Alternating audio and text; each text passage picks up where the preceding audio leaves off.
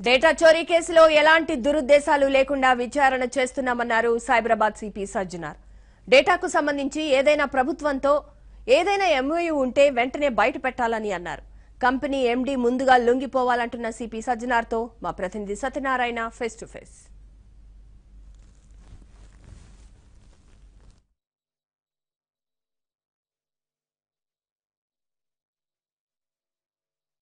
ప్రభుత్వం అఫీషియల్ గా IT grid సంస్థకి ఇచ్చిందా లేకపోతే ఎంఓఏ ఏమైనా ఉందా లేదా అన్న దాని మీద ఇప్పటికీ సందిగ్ధత కొనసాగుతుంది.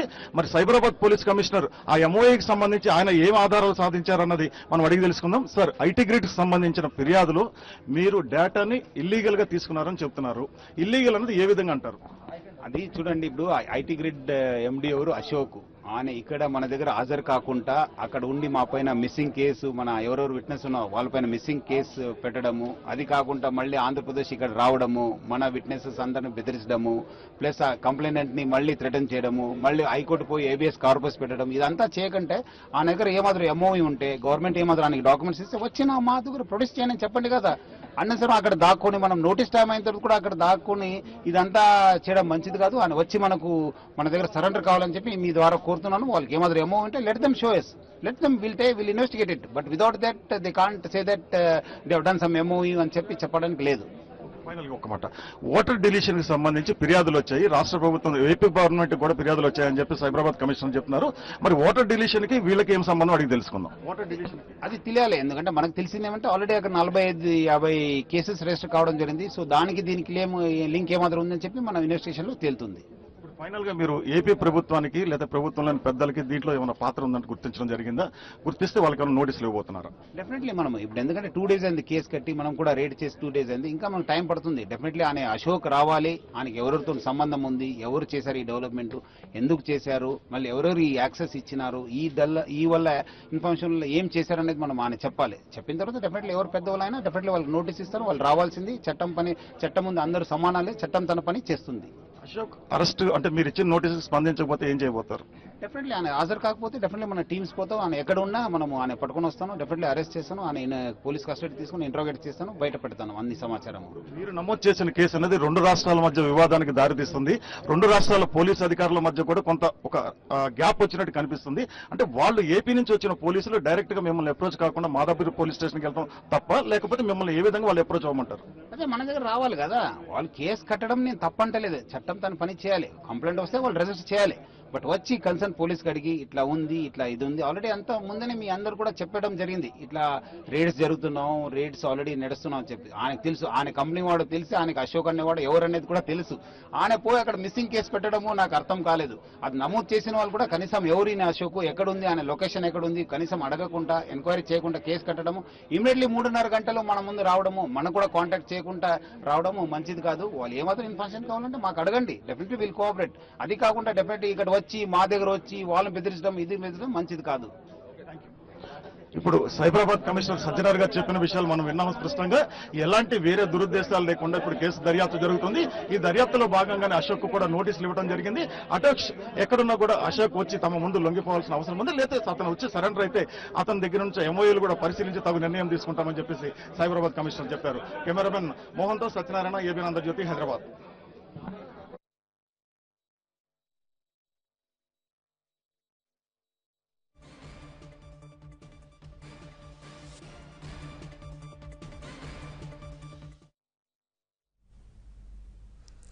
ఏపీ డేటా చోరీ కేసులో పురోగతికి సంబంధించి మరింత విశ్లేషణను మా క్రైమ్ బ్యూరో చీఫ్ సత్యనారాయణ అందిస్తారు. సత్యనారాయణ, అసలు ఈ కేసు ఎలాంటి మలుపు తీసుకోబోతోందంటారు? కళ్యాణి, ఏపీ డేటా విశ్లేషణకు సంబంధించి లేదా చోరీకి సంబంధించి ఇప్పుడు కేసు నమోదు చేసిన సైబరాబాద్ పోలీసులు కొత్త తరహా వాదనని తెర మీదకి తీసుకురావడం జరిగింది. ఆంధ్రప్రదేశ్ ప్రభుత్వానికి సంబంధించిన కొన్ని స్కీమ్స్ ని ఈ సేవామిత్ర యాప్ ఎవరైతే నిర్వహిస్తున్నారో ఐటీ గ్రిడ్ సంస్థకి అందాయి. ఆ స్కీమ్స్ ఏ విధంగా అందాయి, లబ్ధిదారుల వివరాలు ఏ విధంగా వీరి చేతికి రావడం జరిగింది, ఆ లబ్ధిదారుల వివరాలను గోప్యంగా ఉంచాల్సిన ప్రభుత్వం గాని ప్రభుత్వ పెద్దలు గాని దీన్ని ఒక ప్రైవేట్ సంస్థకి అంటే ఐటీ సంస్థకి ఎందుకు ఇవ్వాల్సి వచ్చింది అన్న కోణంలో కోణంలో కూడా మేము దర్యాప్తు జరుపుతాము.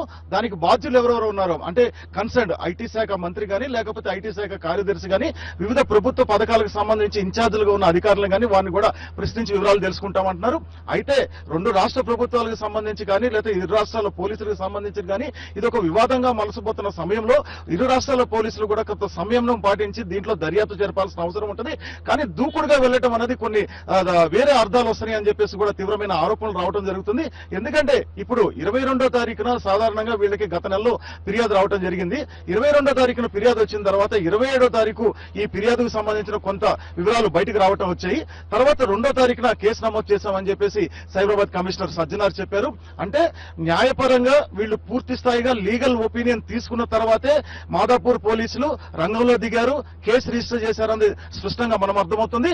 అంటే న్యాయ నిపుణుల సలహా తీసుకున్నారు కాబట్టే ఇప్పటికీ ఈ ఐటీ గ్రిడ్ సంస్థకు సంబంధించి ఎవరెవరు ఉన్నారు, ఏ డేటా వాళ్ళ దగ్గర ఉంది, ఏది నిషిద్ధమైన డేటా అన్న వివరాలు కూడా వీళ్ళు సేకరించడం జరిగింది. ముఖ్యంగా చూసుకుంటే ఓటర్ లిస్టుకు సంబంధించి కలర్ ప్రింట్స్ ఉన్న ఓటర్ డేటా అన్నది ఎవరి దగ్గర కూడా వెళ్ళడానికి వీల్లేదు. అది వీళ్ళ దగ్గరికి ఏ విధంగా వచ్చింది, తర్వాత కొన్ని ఏ ప్రభుత్వ పథకాలకు సంబంధించిన వివరాలు వీళ్ళకి అందాయి, అవి ఎవరిచ్చారు అన్న కోణంలో కొంత దర్యాప్తు జరిపారు. అయితే ఎప్పటికప్పుడు సెలెక్టివ్ లీకులు ఇసుకుంటూ మాదాపూర్ పోలీసులు కానీ అలాగే సైబరాబాద్ పోలీసులు కానీ దీంట్లో ముందు నుంచి కూడా సోదాలు ప్రారంభించడం జరిగింది. అంటే సెలెక్టివ్ లీక్స్ ఆధారంగానే అటు ఏపీలో కూడా పరిణామాలు సంభవించాయని చెప్పేసి సైబరాబాద్ కమిషనర్ సజ్జనార్ కొద్దిసేపటి క్రితం చెప్పడం జరిగింది. ఒక మిస్సింగ్ కేసు ఎవరైతే తమ అదుపులో ఉన్నారో ఒక వ్యక్తి అదుపులో ఉంటే అతను ప్రశ్నిస్తుంటే ఆ వ్యక్తిని మిస్సింగ్ అయినట్టు అక్కడ ఆంధ్రాలో ఒక కేసు రిజిస్టర్ చేసి 3-4 గంటల వ్యవధిలోనే అక్కడ ఒక ఏసీపీ స్థాయి అధికారి ఒక ఇన్స్పెక్టర్ ఇక్కడికి ఏ విధంగా వస్తారు, ఎందుకు రావాల్సి వచ్చింది, దాన్ని నేరుగా సంప్రదించవచ్చు కదా అని చెప్పి సూటిగా ప్రశ్నించడం జరిగింది. అంటే ఇరు రాష్ట్రాల పోలీసు ఉన్నతాధికారులు కూడా ఒకరితో మాట్లాడుకుంటే దీంట్లో ఇష్యూ సాల్వ్ అయ్యే అవకాశం ఉంటుంది, మేము సమాధానం చెప్పేవాళ్ళం. కానీ మా ఇన్వెస్టిగేషన్ ని ముందుకు పోనీయకుండా అడ్డుకోవడం కోసం ఆంధ్రప్రదేశ్ పోలీసులు ప్రయత్నించారు అన్న తీవ్రమైన ఆరోపణని కొద్దిసేపటి క్రితం సజ్జనార్ చేయడం జరిగింది. అదేవిధంగా సజ్జనార్ చేసిన ఆరోపణల ప్రకారం చూసుకుంటే అక్కడ కుక్కడపల్లిలో లోకేష్ ఫిర్యాదు ఇచ్చిన లోకేష్ రెడ్డికి సంబంధించి అతని ఇంటి వద్దకు ఏపీ పోలీసులు వెళ్లడం అది కూడా తెలంగాణ పోలీసులు ఇప్పుడు తప్పు పట్టారు. ఏదేమైనా ఒకవేళ తెలంగాణ పోలీసులు దర్యాప్తులో కనుక అనుమానాలుంటే వాళ్ళు తప్పు చేస్తున్నారని భావిస్తే మమ్మల్ని ఏ క్షణమైనా సంప్రదిస్తే మేము జవాబులు చెప్పడానికి సిద్ధంగా ఉన్నాం. కానీ ఈ విధంగా దర్యాప్తును అడ్డుకోవడం కోసం ప్రయత్నం చేయవద్దని ఒక సలహాను కూడా ఈ సైబరాబాద్ కమిషనర్ సజ్జనార్ ఇవ్వడం జరిగింది. కళ్యాణి, సత్యనారాయణ అమెజాన్ కూడా నోటీసులు ఇచ్చినట్టు తెలుస్తుంది, ఆ వివరాలు ఏంటి?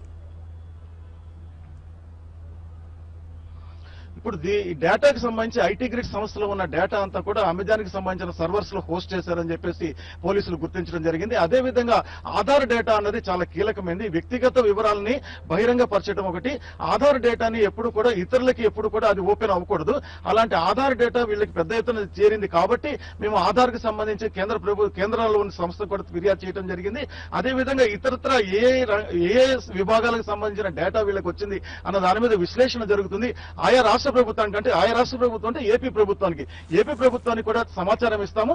అదేవిధంగా పోలీసు అధికారులు కూడా తెలియజేస్తామని చెప్పారు. అయితే కేసు నమోదు చేసిన తర్వాత ఈ డేటా మీ దగ్గర నుంచి వచ్చింది, మీరు సోన్సా వ్యక్తులకి ఏమన్నా ఈ డేటాని వాళ్ళకి ఏమైనా అగ్రిమెంట్ చేసుకున్నారా అని వీళ్ళు ఒక విధంగా వీళ్ళు అడిగే అవకాశం ఉన్నప్పటికీ కూడా అవకాశానికి తర్వాత వెళ్తాము, ఆ స్టెప్ కి ముందు మాత్రం ఐటీ గ్రిడ్ సంస్థకు సంబంధించిన నిర్వాహకుడు అశోక్ వచ్చి లొంగిపోయిన తర్వాత అతను చెప్పే సమాచారం ఆధారంగా తదుపరి దర్యాప్తుకు వెళ్తామని చెప్తున్నారు. ఇటు ఇరు రాష్ట్రాల్లో మాటల తూటాలు పేలుతున్నాయి. అక్కడ లోకేష్ తర్వాత ఇక్కడ ఈ రోజు ఉదయం కేటీఆర్ మాట్లాడిన అంశాలను చూసుకుంటే అటు రాజకీయ నాయకుల మాటలు ఒక విధంగా ఉంటే పోలీసు అధికారుల మాటలు కూడా మరో విధంగా కొంత ఆందోళన కలిగించే అంశాల కింద కనిపిస్తున్నాయి. ఇలాంటి సందర్భంలో ఇరు రాష్ట్రాలకు సంబంధించిన పోలీసు అధికారులు కేసు దర్యాప్తుకు సంబంధించి అసలు ఏం సమాచారం ఉందో షేర్ చేసుకోవడం కోసం కూడా ప్రయత్నిస్తే కొంత సమస్యకు సంబంధించి పరిష్కారాలు దొరికే అవకాశాలు కనిపిస్తున్నాయి. కళ్యాణి, అయితే పోలీసులు నెక్స్ట్ స్టెప్ ఎలా ఉండబోతోంది? చాలా స్పష్టంగా చెప్పారు సైబరాబాద్ కమిషనర్. ఈ రోజు ఇక్కడ జరిగిన పత్రికా విలేకరుల సమావేశంలో స్పష్టమైన అంశాన్ని ఆయన చెప్పారు. అశోక్ ఎక్కడున్నా కూడా పరిధిలతో సమస్య లేదు, అమెరికాలో ఉంటే అరెస్ట్ చేసి తీసుకురావట్లేదా, అలాగే ఆంధ్రప్రదేశ్ లో ఉంటే అరెస్ట్ చేయడానికి అభ్యంతరం ఏముంది, మేము టీమును పంపిస్తాము, స్పెషల్ టీమ్స్ రంగంలో దిగాయి, తప్పనిసరిగా అశోక్ ని అతను నోటీసుకు స్పందించలేదు కాబట్టి అతను తప్పనిసరిగా అరెస్ట్ చేస్తాం. ఈ కేసుకు సంబంధించి ఫర్దర్ ఎవరైతే ఆరోపణలు ఎదుర్కొంటున్నారో వారందరినీ కూడా మేము పట్టుకుంటాం, చట్టం తన పని చేసుకుపోతుందని చాలా ఖచ్చితంగా క్లియర్ గా సైబరాబాద్ కమిషనర్ చెప్పారు. ఆయన మాటలను వింటే మాత్రం ఆయన స్వయంగా ఆ మాటల్ని కమిషనర్ చెప్పారా లేక రాష్ట్ర ప్రభుత్వం చెప్పిన సూచనల ప్రకారం పోలీసులు వ్యవహరిస్తున్నారా అన్నది కొంత అంటే టీడీపీ శ్రేణులు ఆ విధమైన ఆరోపణలు చేస్తున్నాయి. అట్లాగే వైసీపీ పార్టీకి సంబంధించిన ఐటీ వింగ్ నాయకులు ఇప్పుడు లోకేశ్వర్ రెడ్డి ఇచ్చిన కంప్లైంట్.